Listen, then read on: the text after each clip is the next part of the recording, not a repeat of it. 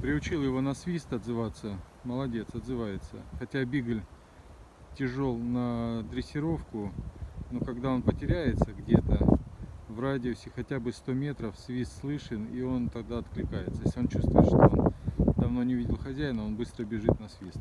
Молодец.